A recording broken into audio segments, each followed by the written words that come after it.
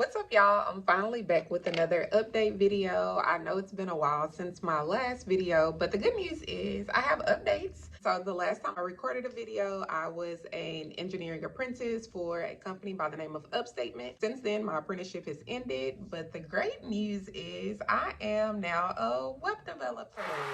Yay! I'm now a web developer. My apprenticeship lasted from November of 2022 until the end of April of this year, and like shortly after I started my role as a web developer. So I have fully made the transition into becoming a software engineer. And yeah, I still can't believe it, to be honest, but we're here. We're here. My hard work paid off. So I guess just to wrap up my experience or time with apprenticeship, like I mentioned, I learned so much. The team or the company, everyone was supportive. I worked on 2 large-scale projects while I was there. One project was for a chemical company in Houston, Texas, by the name of Solugen. For that project, I believe we worked on it for about 6, maybe 8 weeks. And yeah, that gave me the chance to work with WordPress for the first time. So I was able to learn a lot about content management systems. And yeah, it was just a really good experience. From there, I transitioned over into a different project for an organization by the name of Earth Alliance. And that project was really cool. I'll try to link both of the projects below. Transitioning over into the web developer role. For this particular role, I applied for it on Indeed. Within about like a couple weeks, I was contacted to schedule like the first introductory call with the recruiter.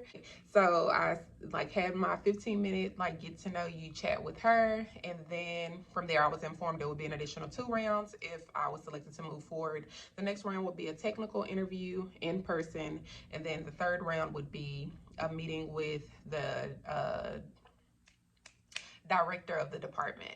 So yeah, after the meeting with the recruiter, I was contacted, to move forward to the technical interview. I tried my best to prepare for the technical interview, but honestly, most of the stuff I did, I felt like it wasn't helpful, but that's just, my 2 cents.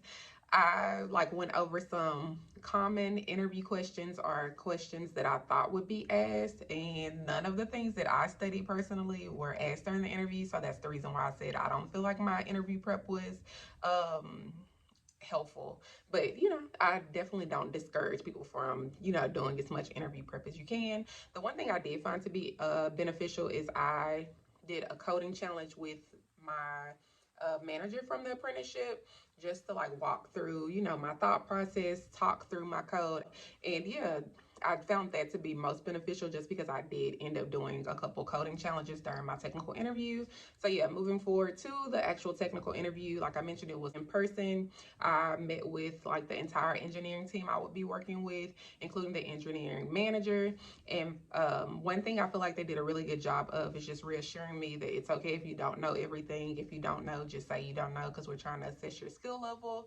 And yeah, it helped me to calm down, because that was one of my greatest fears, is like worrying about not knowing something, and like that just throwing off the rest of my interview, because I'm focused on the fact that I didn't know whatever question was asked. But once I said that, I was just cool with saying like, oh, I'm not familiar with that, or if what you're asking about is that similar to this, and just trying to demonstrate what knowledge I did have. So that was the first part of the interview. From there, we moved forward to whiteboarding, which is literally my worst nightmare. Like, since I started my boot camp, that was one of my worst fears, is like having to whiteboard. And yeah, I mean, here we are. But it went well. Like, I was able to walk through or talk through my code. And on the second coding challenge, I did get stuck a little bit, but as I mentioned, I talked through like what I was thinking, or like how I felt like I should solve the challenge, and the team jumped in and helped me finish it. So I was able to successfully complete both of the coding challenges. And then at the end, I had an opportunity to ask the team questions. So yeah, that was the second round. Then I was notified, I think the next day, that they wanted for me to move forward to the third round, which was meeting with the director. It went well. It was more of like a get to know you casual chat. And yeah, the same day I was offered the role. I've been in the role for 2 weeks now. I'm on a team of 4 engineers, including me. So there's 3 other engineers. Right now I'm still going through onboarding, just getting familiar with like the tech stack that they use and like their workflow. And but yeah, definitely learning a lot. So far I really like the company. I feel like it's a really good fit, and I'm excited to see what I'll be able to learn going forward. So definitely plan to share more updates as the journey, progresses, hopefully sooner rather than later. I will try not to take as much time to come back with an update video next. But yeah, I guess like if I had to share a piece of advice for someone looking to land their first role, is just try to get as much experience as possible. I know that's easier said than done, but when I say get experience, this is both like unpaid and paid experience. I feel like it's all beneficial, and it definitely helps me to land my role.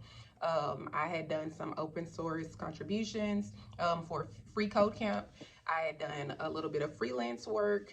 I was a part of this organization by the name of the Collab Lab, and their whole purpose is to help entry-level engineers gain experience. So you work with other entry-level remote engineers across the state. So actually I think it's international now. So even if you're not in the United States, you can be a part of the Collab Lab.